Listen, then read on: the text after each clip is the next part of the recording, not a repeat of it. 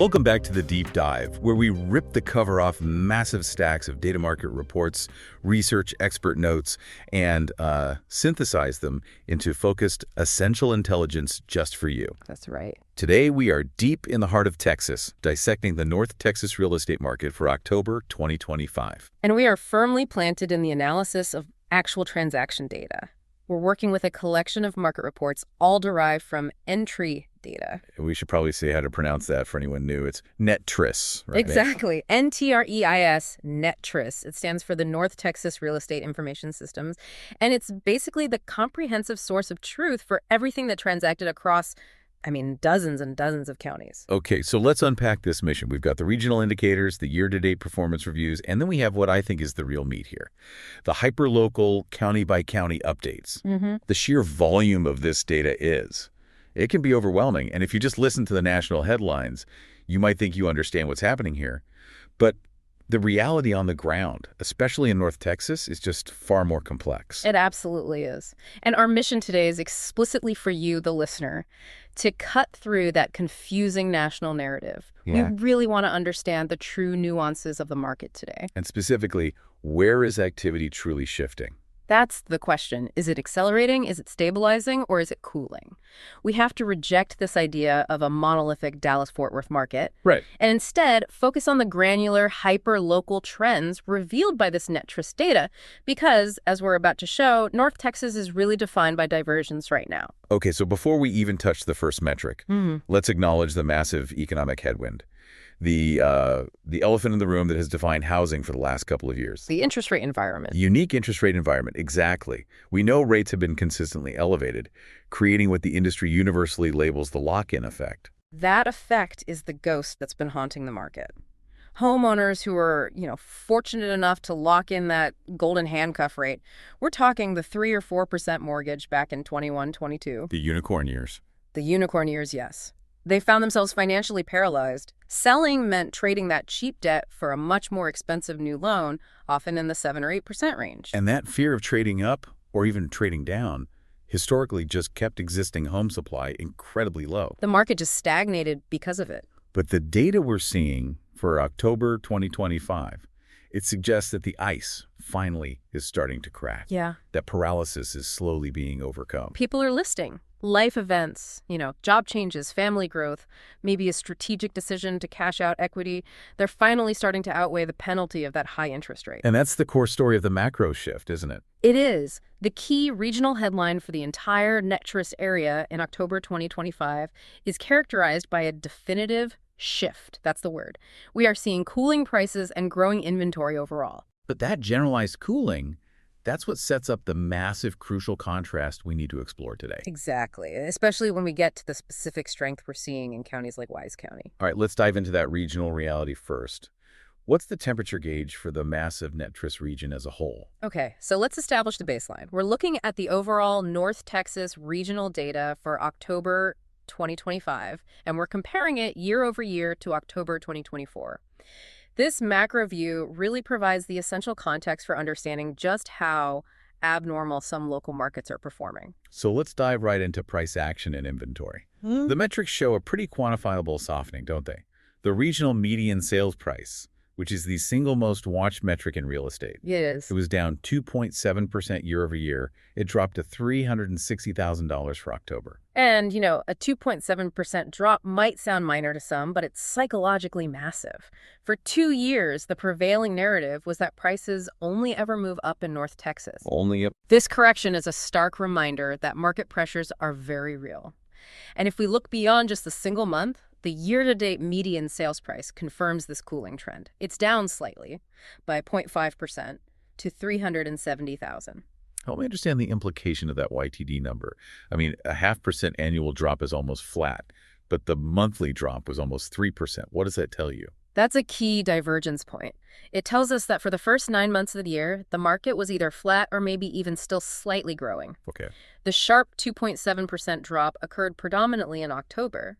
This suggests that the cumulative effect of those elevated interest rates finally hit a critical threshold, leading to a much more rapid price adjustment in the final quarter of the year. So sellers are adjusting their expectations faster now than they were last spring. The cooling trend is actually accelerating right now. It appears to be. Meanwhile, the inventory volume is what truly changed the landscape for buyers. Inventory grew by a robust 7.4% across the region. That's a significant physical influx of housing options. And we can quantify that influx. That 7.4% growth represents approximately 50,080 homes currently available on the market. 50,000 homes. Think about that for a second. That is over 50,000 doors now open for buyers to consider. This radically alters the dynamic from the days of having, one weekend to make a decision. Right. No more 10 offers by Sunday night. Exactly. Buyers have choices, and that changes everything from negotiation to inspection timelines. So if we connect this volume growth to the buyer-seller dynamic, where does that put us in terms of market balance? This is exactly where the math becomes crucial. When we calculate the month's supply of inventory, or MSI, we hit a critical milestone. The regional MSI increased by 6.1%, bringing the overall supply up to 5.2 months.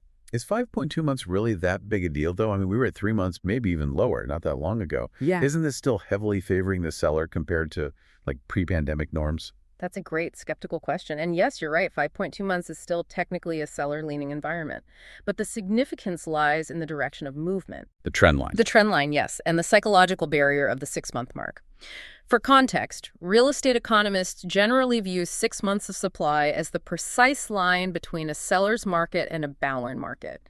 We've moved 6.1% closer to that balance point in just 12 months. So 5.2 months is officially signaling that supply is definitely increasing relative to demand.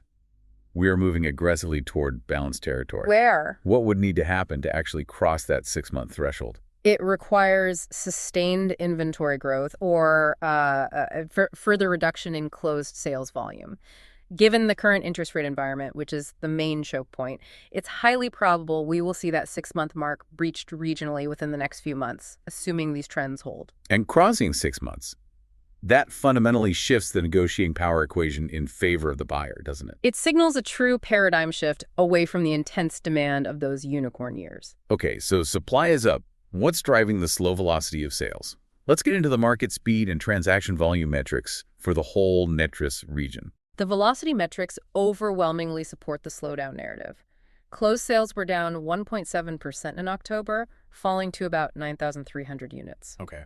That's a measurable drop in finalized transactions, indicating fewer deals are making it across the finish line. But the real indicator of future activity, that's pending sales, right? And this is where it gets highly informative. Pending sales decreased sharply by 8.7% month over month. That 8.7% decline is a crucial warning sign for future closed sales. Pending sales are the contracts signed today that will typically close in the next 30 to 60 days. So a sharp decrease here suggests that November and December's numbers are going to look even cooler. It implies one of two things. Either buyers are hesitant to commit due to interest rate uncertainty, or they're successfully negotiating slower closing timelines, pushing transactions out of the October window. Either way, the transaction momentum is slowing significantly. And speaking of slowness, the time homes spent on the market, the average days on market until sale, or DOM, that reinforces this, it increased by almost 12% to 66 days regionally. The 66 days DOM is a seismic shift from the past. Year-to-date, the DOM is 63 days, which is a massive 16.7% increase compared to the previous year. Wow. This tells us buyers are no longer in a panic. They are taking their time for due diligence, for securing financing, for negotiating repairs. The pressure cooker has depressurized significantly. This longer DOM has to translate directly into buyer leverage. Where do we see that leverage showing up most clearly in the data? You see it in the negotiation metrics. The percent of original list price received dropped by 0.8% regionally, down to 93.4%. Okay, let's break down that 93.4% for a listener. If you list your house at, say, $400,000, you are, on average, accepting, $26,400 less than your initial asking price. That's the practical consequence. That 93.4% signals that the days of sellers just sticking a high number on the sign and expecting instant results are long gone. So sellers have far less pricing power. Much less. For those listing a property, this confirms that strategic competitive pricing on day one or being prepared to give significant concessions is absolutely mandatory now. The market is firmly pushing back against optimism. But amid all this cooling and leverage shifting, there is a small positive signal regarding affordability, right? Yes. The slight positive nudge from the price decrease is reflected in the Housing Affordability Index, the HAI, which rose 5.6% to 95 in October. I want to clarify that index number quickly. Okay. Be a little technical. Sure. Remember, an HAI of 100 means the median household income is exactly what's needed to qualify for the median priced home in the region, assuming the prevailing interest rates. So at 95, we're still slightly under that ideal threshold. Housing is still a stretch. It's still a stretch for the median income earner, but the 5.6% rise shows things are moving in the right direction. The slight decrease in median price and the stabilization of rates gives buyers a little bit more breathing room on paper. It slightly mitigates that high cost of financing. So high rates are still the dominant headwind, but the regional market is trying to correct prices just enough to pull that affordability needle upward. Exactly. The price correction is a necessary countermeasure against the interest rate environment. If the median price had continued to climb at 2022 rates, that affordability index would have plummeted into crisis territory. Now, to truly appreciate how unique North Texas is right now, we have to contrast this regional cooling with the national picture. You pull some NIR data from the sources. Right. Why is North Texas, historically a massive growth leader, suddenly counter-cyclical to the national trend? It's a fascinating contrast. Nationally, the story is far less volatile. Existing home sales were actually up 1.5% month over month and 4.1% year over year. Up, okay. And perhaps more critically, the median existing home price nationally, it grew 2.1% year over year to $415,200. So the national market is still climbing slowly and transactions are up. Meanwhile, our NTREIS region experienced a 2.7% price decline. That's a huge divergence point. It seems our local economic pressures are uniquely intense. They are. While national inventory is also up, U.S. housing inventory is up 14% year over year to 4.6 months supply. North Texas experienced such meteoric, unsustainable growth between 2020 and 2023 that our prices just had further to fall. Further to adjust toward equilibrium. Exactly. We also have a higher volume of new construction coming online and historically high influx of population that is now very rate sensitive. When that rate-sensitive population pulls back, the price correction is just steeper here than in more balanced markets elsewhere. So North Texas hit the interest rate wall harder than some other parts of the country, causing a genuine price correction rather than a continuous climb. But this regional cooling, it's only half the story, and arguably the less interesting half. I agree. Let's dive into the true anomaly that necessitates this deep dive. This is where we shift our focus to the hyperlocal reality, and specifically to Wise County. If the overall North Texas market dropped 2.7%, Wise County stands out as a genuine market anomaly. It exhibited robust, counter-cyclical strength. Let's talk specifics for Wise County in October 2025. The data is clear. The median sales price actually increased a healthy 4.7% year over year. Right. That brought the median price in Wise County up to $376,250. The immediate striking takeaway from that $376,000 median price is its relative position. It is significantly higher than the overall NTREIS regional median of $360,000. That's a great point. Wise County is not just surviving the regional correction, it is actively outpacing the region in terms of appreciation. And on top of that, the average sales price also showed robust growth, increasing 8.3% to over $415,000. That suggests high-value properties are transacting there regularly. I want to dig into that price point. For a county located further out from the major employment centers like Dallas and Fort Worth, why is the median price $16,000 higher than the entire NTREIS average? That seems to defy the standard suburban ripple effect. It indicates that the demand in Wise County isn't purely about, bottom feeding for affordability. It suggests a high-quality buyer segment is prioritizing specific attributes found in Wise County, things like larger lots, more land, maybe higher quality of new construction, and the lifestyle afforded by being on the periphery. This is strategic demand, not desperation demand. And this 4.7% growth wasn't a fluke month either. The year-to-date performance shows sustained momentum. YTD, Wise County's median price is up 2.6% to $372,500. And YTD closed sales are up 0.9% to over 1,000 units. That sustained momentum is the key differentiator from some of the volatile smaller counties we'll discuss later. So positive year-to-date growth in both price and sales. It indicates that buyers are consistently finding value in closing transactions at higher price points throughout the entire year. The market depth there is really holding up. So if prices are going up, let's look at the supply side. Is Wise County just suffering from an extreme supply squeeze that is artificially inflating the price? Not exactly. The situation is it's more nuanced. New listings were up significantly by 12.0%, increasing from 167 to 187 homes. Okay, so more people are putting their houses on the market. Homeowners in Wise County are actively motivated to sell. They recognize the strong price strength available, so supply is definitely increasing. But closed sales did decrease month over month by 5.5%, from 110 down to 104 units. That 5.5% dip confirms that Wise County is still subject to the regional trend of slower transactional velocity, likely due to those interest rate pressures. However, a 5.5% dip is far less severe than the double-digit pending sales drops we saw regionally. So the strong price growth in Wise County is essentially absorbing the speed slowdown. I think that's a perfect way to put it. And we see that slower velocity reflected sharply in the days on market until sale, which increased by 26.5% to 86 days in Wise County. That's a significant amount of time. 86 days is substantially higher than the regional average of 66 days. And this is the crucial psychological detail of the Wise County buyer. What do you mean by that? It suggests that while demand is strong enough to push prices up, meaning buyers are willing to pay the increasing median price, they are also taking their time to select the right property. They have more breathing room than in the past. Wait, that's a bit of a paradox. If I know the median price is going up, why would I wait 86 days to buy? Shouldn't I be rushing in? That's the paradox of the Wise County market. The properties being sought, often larger, newer, or more unique rural properties, are high consideration purchases. The buyers are price tolerant because they recognize the long-term relative value compared to, say, Collin or Denton County. Right. But they are process demanding because the property has to meet very specific, often lifestyle-driven requirements. Sellers are holding out for that higher price point, and the buyers are willing to wait for the perfect fit. That distinction price tolerance coupled with slower velocity is key. Now let's look at the inventory cushion. Inventory grew modestly by 3.6%. The month supply of inventory rose slightly to 6.5 months. This is the final component that explains the price anomaly.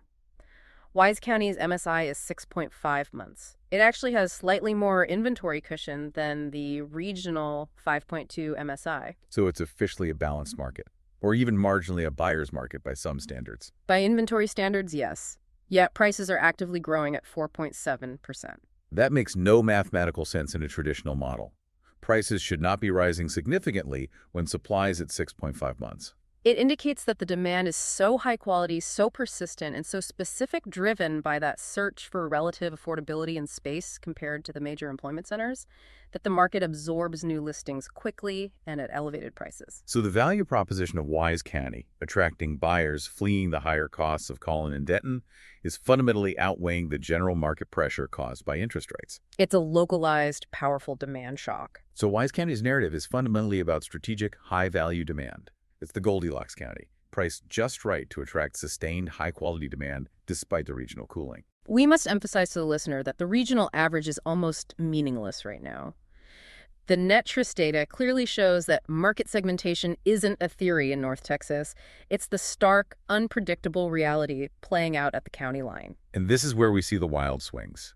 I mean, these are often driven by low sales volume, which means we have to apply some caution. A lot of caution. These extremes are not necessarily indicators of sustained, deep trends, but they are powerful signals of intense local dynamics.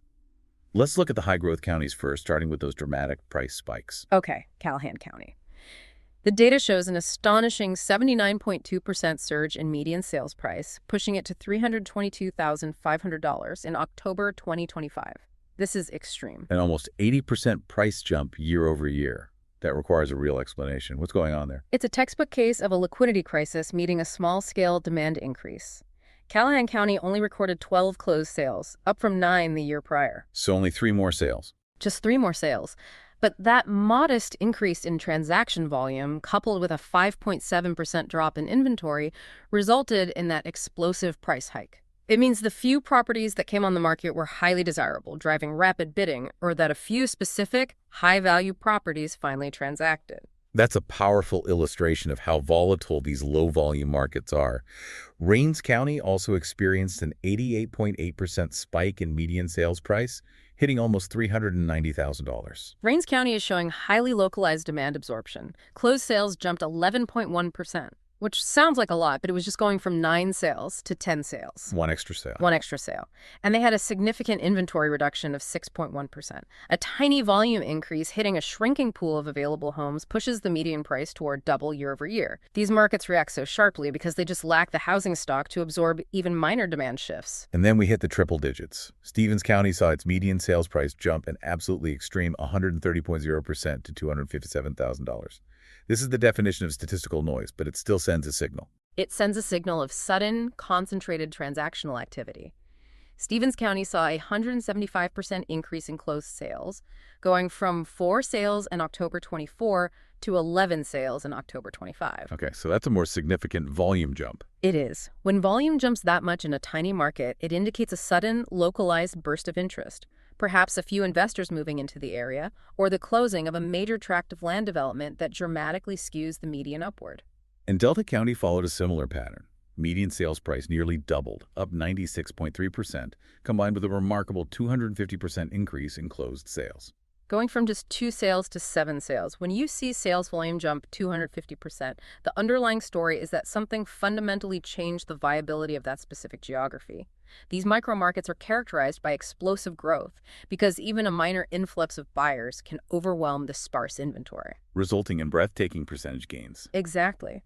They demonstrate that while North Texas overall is cooling, pockets of fierce, escalating demand absolutely exist, often targeting the lowest-priced peripheral counties. Okay, now let's pivot and look at the areas that are experiencing the sharpest reversal. We need to contrast them with Wise County's resilience and that explosive micro-market growth. And we have to focus on the large suburban hubs that really define the modern NTREIS region.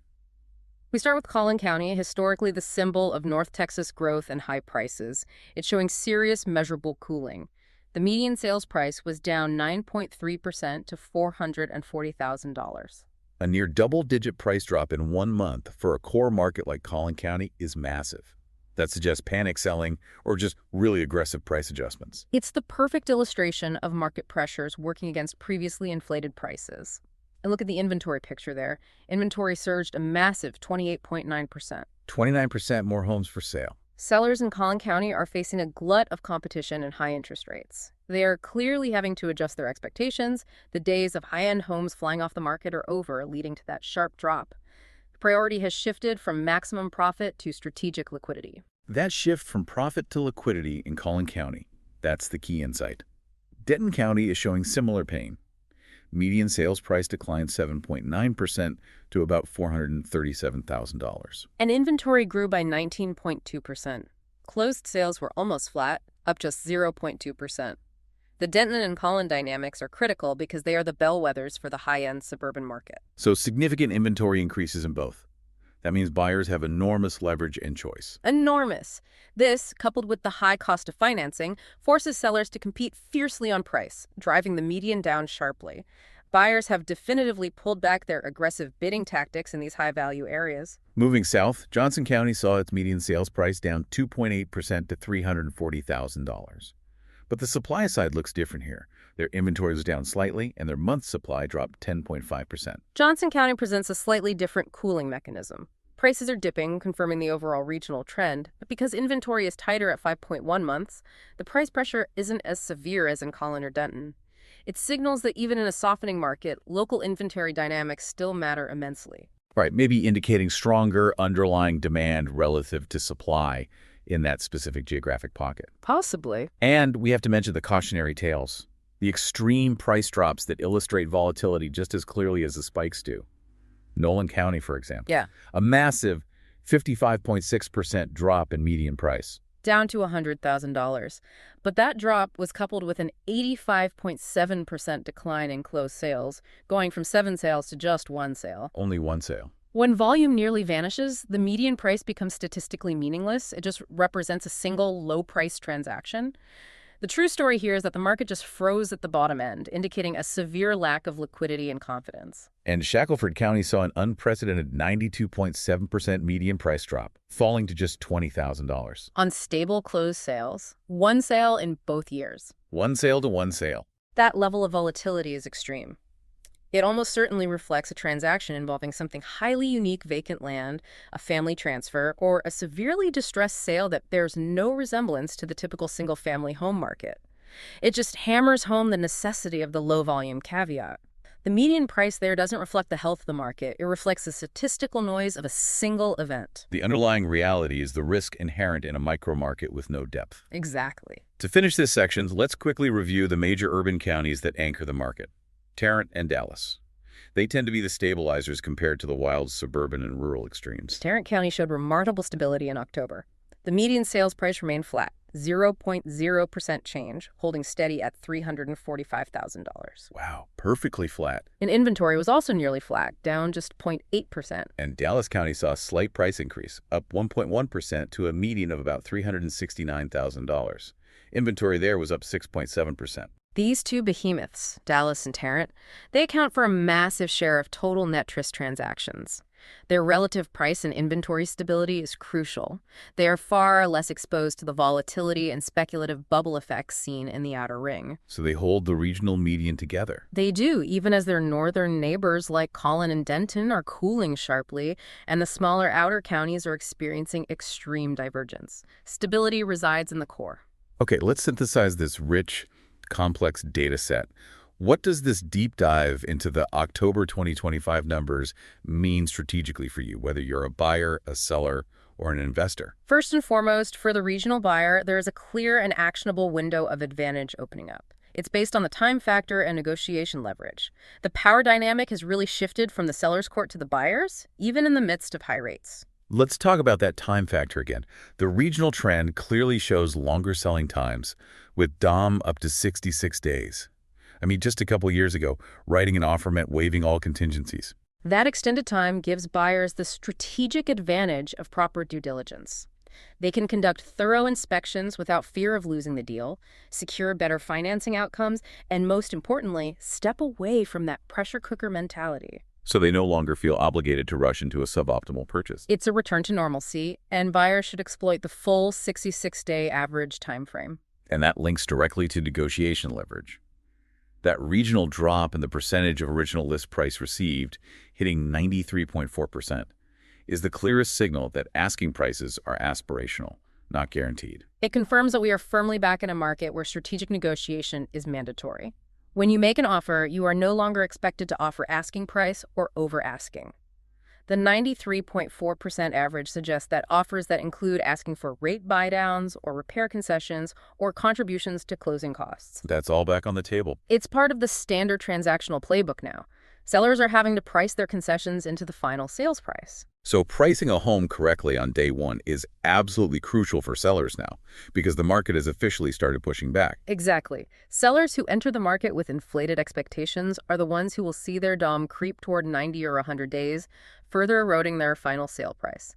Stale listings attract lowball offers. The market values freshness, and the data proves it is rewarding realistic pricing. Okay, let's discuss a fascinating and crucial structural finding we saw repeated across the county data, the inventory versus activity paradox. This paradox is the clearest evidence that the market's biggest problem is the cost of money, not a lack of interest. We see many regions experiencing significant increases in new listings. Franklin County up 53.8%, Young County up an astonishing 315.7%. Wow. Sellers are motivated and supply is increasing dramatically in certain areas. But pending and closed sales struggle severely to keep pace with that massive influx of new listings. This is the interest rate choke point in action. Precisely. Buyers have the inventory now. They have choice, but they lack the qualification power or, the willingness to stomach the high monthly payments associated with these elevated rates. Can you give an example of that? Look at Hunt County. Pending sales were down 22.2%, even though their inventory was up 4.6%. Or Kaufman County. Closed sales were down 16.1%, despite new listings being up 3.4%. So we have more houses, but fewer transactions. This suggests that the demand for housing is still there, but the demand for debt at current rates is collapsing. That is the critical distinction. It's a demand collapse caused by affordability barriers. Houses are sitting longer, inventory builds, prices are forced down in regions like Collin and Denton, and not because buyers don't want to live there. But because the financing mechanism is choking off their ability to transact at prior price levels. You've got it. So if the overall regional trend is struggling against these financing costs, how do we solidify Wise County's contextual strength? Why is it the outlier that maintains price growth? We have to return to the comparison against the major centers. Wise County's sustained price growth of 4.7% stands in direct opposition to the sharp cooling we see in Collin County, with its minus 9.3%, and Denton County, with its minus 7.9%. And Wise County is maintaining a significantly lower median sales price than the $430,000 to $440,000 range of those northern suburbs. That difference has to be the key. That affordability gap, that $60,000 to $70,000 difference in median price, is the crucial value proposition.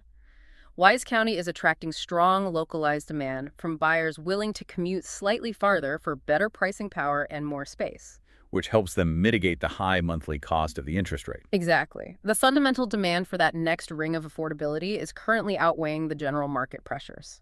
It demonstrates the prioritization of value over absolute proximity in this high-rate environment. It seems the Wise County market has found the sweet spot of high-quality, decent inventory, and relative affordability that attracts stable, specific demand. It's effectively making it immune to the corrective price cooling happening in those overinflated northern suburbs. It's the ultimate lesson. The value proposition of a local market, particularly its relative affordability against its neighboring high-cost counties, can utterly counteract regional headwinds. This is a hyper-local market defined by migration and value-seeking. So, to summarize our learnings from this extensive deep dive into the NTREIS data for October 2025.